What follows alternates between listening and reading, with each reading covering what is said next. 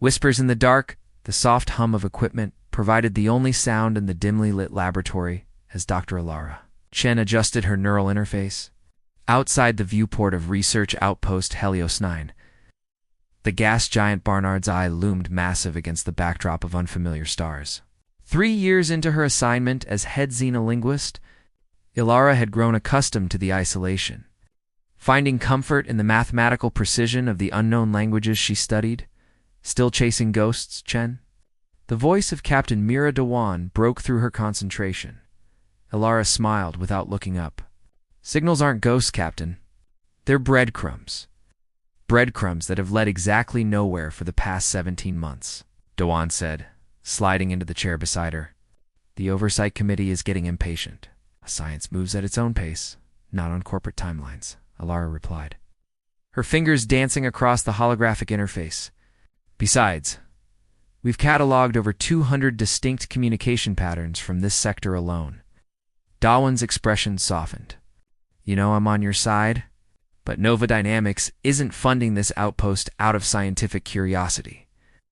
The truth hung unspoken between them. Since the Proxima incident, privately funded research had replaced governmental space exploration. Nova Dynamics wanted weapons, technology, communication breakthroughs, anything that would give them an edge in the increasingly competitive corporate space race. I know, Ilara sighed. I just need a little more, the alert tone interrupted her. A pattern of pulses appeared on her screen, rhythmic and structured in a way that sent a chill down her spine. What is it? Dewan leaned forward. Something new, Ilara whispered, her heart racing. This isn't random cosmic noise or leaked transmissions from the mining colonies. This has syntax. She quickly isolated the frequency, enhancing and filtering the signal. The pattern repeated, subtle variations appearing with each iteration. Should we notify headquarters? Dewan asked. Ilara hesitated. Protocol demanded immediate reporting of all potential first contact scenarios. But something about this signal felt intensely personal, as if it were meant specifically for her. Not yet, she decided. Let me analyze it first. It could be nothing. But she knew it wasn't nothing. After years of searching, her instincts were screaming that this was what she had been waiting for. Later that night, lone in her quarters, Ilara ran the signal through her private analysis programs. The results defied conventional linguistic parameters. The transmission contained embedded mathematical sequences that, when properly arranged, formed what appeared to be coordinates. A soft knock at her door startled her. Zane Reeves, the station's quantum physicist, entered without waiting for her response. His usual carefree demeanor was absent. You need to see this, he said, voice uncharacteristically grave. He projected a stellar map from his portable device. I've been tracking quantum fluctuations in this region for months. Yesterday, there was a massive surge that corresponds exactly with the time your signal appeared. Ilara's mouth went dry as she compared the coordinates from her signal with the location of Zane's anomaly. They matched perfectly. There's something else, Zane added, lowering his voice despite them being alone. I accessed some restricted archives. 50 years ago, a Nova Dynamics exploratory vessel disappeared in that exact region after reporting contact. All records were subsequently classified. Lara felt the weight of something monumental pressing down on her. We need to go there, she said simply. Zane nodded. I thought you might say that. I've already spoken with Dr. Ikeda. He can recalibrate the observatory probe to get us a closer look. As they left her quarters, neither noticed the shadow that detached itself from the corridor and followed silently behind them.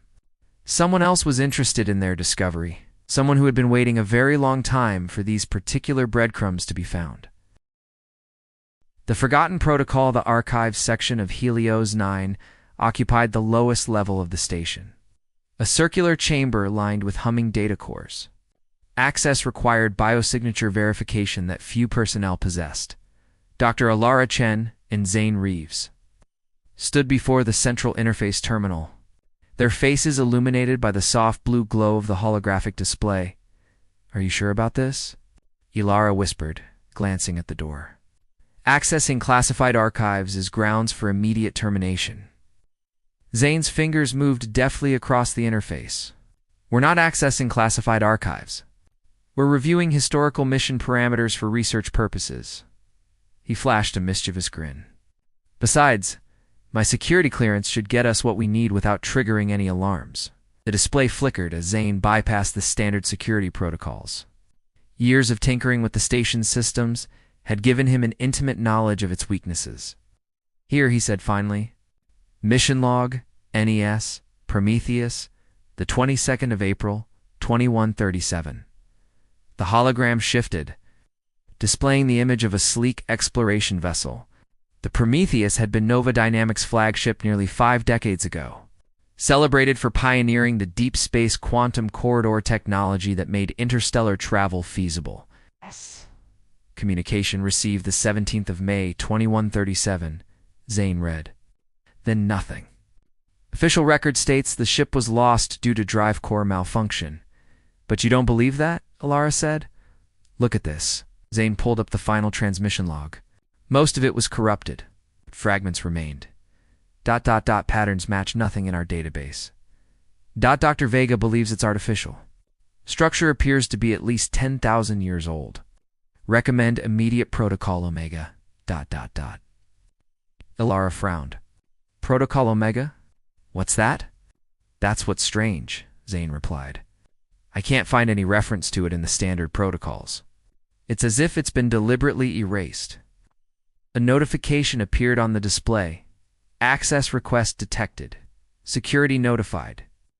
We need to go, Alara said, pulling Zane away from the terminal. Now, they slipped out moments before security arrived, retreating to the observatory where Dr. Mitsuki Ikeda, the station's senior astronomer, waited for them. His wrinkled face registered concern as they hurriedly explained what they'd found. I remember the Prometheus, Ikeda said quietly. I was just starting at Nova Dynamics when it happened. There were rumors, ... Strange ones. What kind of rumors? Ilata pressed. Ikeda hesitated. That they found something. Something that changed everyone aboard. The last crew member to communicate with base wasn't making sense. Kept saying they could hear the void speaking. A chill settled over the room. Ikeda brought up the observatory controls, redirecting the long-range sensors toward the coordinates from Alara's signal. There's something else you should know, he said, voice dropping to a near whisper. Protocol Omega isn't in the records because it was created for only one scenario. It's confirmed contact with non-human intelligence. And not just any contact. Contact with a species deemed to be an existential threat to humanity. The sensor feed clarified, revealing a distant nebula. At its center, where there should have been nothing, was a faint geometric anomaly. I need to go there, Alara said firmly. Zane corrected. We need to go there. Ikeda looked troubled.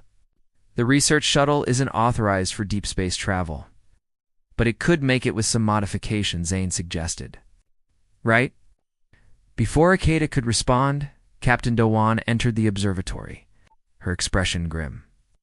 Security reported an unauthorized archives access, she said. Eyes fixed on Alara and Zane. Coincidentally, they also detected an unscheduled adjustment of our primary sensor array. Alara braced for reprimand, but instead, Dowan closed the door behind her. Tell me everything, the captain demanded. Because someone from Nova Dynamics headquarters just requested emergency transport to our station. They'll be here in 36 hours. And they specifically asked about any unusual signals we might have detected. The four exchanged glances, the gravity of the situation settling upon them. We have a day and a half, Dowan said, making her decision. Whatever you're planning, do it quickly. Beyond the Val, the research shuttle, Icarus was never designed for the journey they were undertaking. Zane had worked through the night, reconfiguring its propulsion systems, while Ikeda provided remote guidance from the station. Captain Dowan had officially logged the shuttle's departure as a standard. Mineral survey of Barnard's moon's a paper-thin cover that wouldn't hold up to scrutiny for long. In the pilot's seat, Alara guided the vessel through the quantum corridor. The fabric of space-time compressing around them, the mathematics of the alien signal had provided not just coordinates, but specific quantum harmonics that, when applied to their drive, created a pathway she'd never seen before. We're approaching the nebula, she announced. Dropping out of Q space in 3.1, reality reasserted itself with a lurch that sent warning lights flickering across the control panel. Before them sprawled a massive nebula, gases swirling in unnatural patterns of emerald and violet. Something about the formation struck Alara as wrong, too ordered, too deliberate. Sensors are picking up the anomaly, Zane reported, studying the readouts. It's not massive, at least 2 kilometers in diameter. What is it? Alara asked, guiding the shuttle closer. Artificial structure. Definitely not natural, and definitely not human. As they penetrated deeper into the nebula, the gases thinned, revealing their target. A collective gasp filled the cockpit. Suspended in space was an enormous ring-shaped structure, covered in intricate geometric patterns that shifted and flowed like liquid. "It's beautiful," Alara whispered. And old Zane added, "The material composition suggests it's been here for at least 30,000 years." The shuttle's communications system suddenly crackled to life, emitting the same pattern Alara had detected on Helios 9, but stronger now. More complex. It's responding to our presence, she realized, quickly activating her linguistic analysis program. These aren't just mathematical sequences. They're language fragments. As they circled the structure, they discovered an opening and docking bay designed for vessels far larger than their shuttle. With careful maneuvering, Alara guided them inside. The interior was a cathedral of alien technology. Surfaces lined with the same flowing symbols illuminated as they passed, reacting to their presence. The artificial gravity and breathable atmosphere they detected suggested the structure had been designed to accommodate biological life forms, suited up in their exploration gear. Alara and Zane ventured deeper while their pilot, Lieutenant Sato, remained with the shuttle. They soon discovered a central chamber dominated by a floating crystalline object that pulsed with inner light. "It's some kind of database," Zane theorized, scanning the object. "Or maybe a beacon." Alara approached it, drawn by an intuition she couldn't explain. The symbols around the room seemed to be flowing toward her, arranging themselves in new patterns. "It's communicating," she breathed. Reaching out, Alara. "Wait," Zane began. But too late. Her hand touched the crystal. Information flooded her mind. Not just data, but emotions, memories, warnings from a civilization long vanished. She staggered back, overwhelmed by the neural download. "They called themselves the Archivists," she gasped. "They were explorers, like us. They found something out here, something ancient, that should have remained buried." The symbols around them began pulsing urgently. "What's happening?" Zane asked, steadying her. "It's a warning system," Alara replied, her voice distant as she processed the alien knowledge now residing in her mind. "The structure, this entire nebula, it's all constructed to contain something. Contain what?" Before she could answer, Lieutenant Sato's panicked voice came through. "There comes. We've got company." Nova Dynamics' vessel just dropped out of Q-space. "They're hailing us, demanding immediate surrender." The crystal pulsed brighter, responding to their distress. In that moment, Alara understood with perfect clarity why the Prometheus had vanished and why Nova Dynamics had buried all records of Protocol Omega. "We can't let them in here," she told Zane urgently. "Whatever happens, they cannot be allowed to access this place." The Awakening, the Nova Dynamics vessel, loomed outside the alien structure, its sleek black hull adorned with the corporation's distinctive hexagonal logo. On the shuttle's communication screen, the stern face of Director Vivian Asher regarded them with cold calculation. "Dr. Chen." "Your unauthorized expedition has compromised a matter of corporate security," Asher stated. "Stand down and prepare for boarding." Lara exchanged glances with Zane, the alien knowledge thrumming through her consciousness. Made one thing abundantly clear. Nova Dynamics knew exactly what this place was. "Director Asher." Alara responded carefully. "This structure contains technology beyond our understanding. We should establish a proper research protocol before the situation is already under control," Asher interrupted. "Your discovery was anticipated. In fact, we've been monitoring your progress since you first detected the signal." The revelation struck Alara like a physical blow. "You knew? You let us find this place?" Sometimes the best way to locate something is to watch those naturally drawn to it, Asher replied with the faintest smile. The Prometheus crew discovered this location decades ago, but we lacked the linguistic expertise to activate it properly. You've solved that problem for us. The background of the transmission, Elara spotted a familiar face, Dr. Vega, same scientist mentioned in the Prometheus logs. The man should have been in his 90s, yet he appeared no older than 50, his eyes gleaming with an unnatural light. You don't understand what you're dealing with, Elara warned, the alien memories flooding her with urgency. This isn't a weapon or a technology you can exploit. It's a prison. It's a matter of perspective, Dr. Chen Asher responded. What some call imprisonment, others might call containment of valuable resources. Prepare for boarding. Transmission cut. Zane turned to Elara, panic evident in his expression. What do we do? Elara's mind raced through the knowledge imparted by the crystal. The archivists built this place to contain an entity they encountered in deep space, something that exists between dimensions, feeding on consciousness itself. They couldn't destroy it, only contain it. And Nova Dynamics wants to what? Control it? Zane asked incredulously. They want to weaponize it, Elara realized. Dr. Vega must have been exposed during the Prometheus mission. He's been... changed. Influenced. Lieutenant Sato interrupted from the cockpit. They're sending a boarding party. Docking tube extending in 3 minutes. Elara made her decision. Zane, help me interface with the crystal again. I need full access to the containment protocols. They rushed back to the central chamber, where the crystal pulsed with increasing urgency.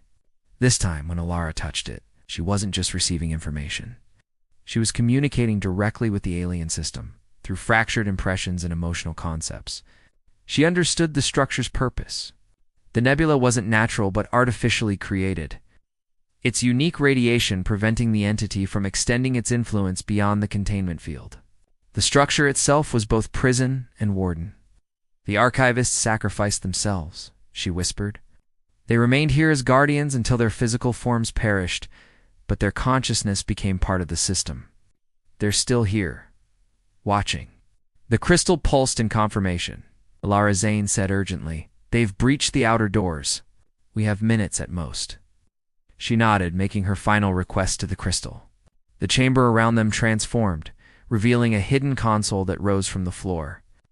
This is the command center, she explained, fingers moving instinctively over the alien controls. We can initiate an emergency protocol that will seal this place completely. No one gets in, no one gets out. But that would trap us here, Zane realized. Elara met his gaze steadily. Someone has to remain as guardian. The archivists need a living consciousness to maintain the integrity of the containment field. The sound of footsteps echoed down the corridor. Nova Dynamics security forces were approaching. There must be another way, Zane insisted. The crystal flared, and Elara received one final message, a desperate alternative that the archivists had never dared to implement. Oh, there is, she whispered, but the risk is unimaginable. Guardians of the Threshold Director Asher led the security team into the central chamber, her expression triumphant as she surveyed the alien technology. Behind her, Dr. Vega moved with unnatural fluidity, his attention fixed on the pulsing crystal. Step away from the console, Dr. Chen Asher ordered. Elara remained where she was, hands hovering over the alien controls. You have no idea what you're doing, Director. This entity doesn't create technology you can reverse engineer. It consumes consciousness, transforms it. That's what happened to the Prometheus crew, isn't it? That's what happened to Dr. Vega. Vega smiled, the expression not quite reaching his eyes. I was enlightened, Dr. Chen. The entity showed me possibilities beyond human comprehension. Imagine a weapon that doesn't destroy bodies, but transforms.